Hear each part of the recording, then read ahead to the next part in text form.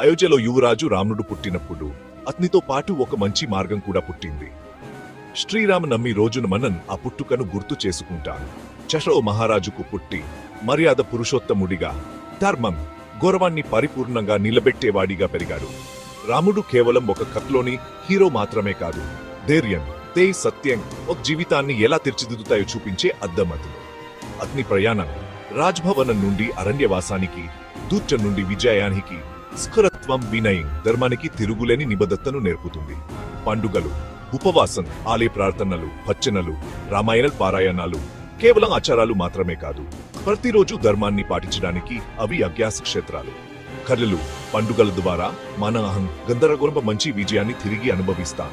సమాజాలు ఎందుకు ఏకమవుతాయి, కుటుంబాలు పిల్లలకు ఈ విలువలను ఎందుకు నేర్పుతాయి. కాబట్టి శ్రీరామ్ నవమి అనేది జిగపకం, ధైర్యంగా ఉండి, నిజాయంగా ఉండండి, సత్యాన్ని ఎంచుకోండి. శ్రీరామ్ నవమి శుభాకాంక్షలు. మరిన్ని ఆధ్యాత్మిక కథల కోసం సబ్స్క్రైబ్ చేయండి.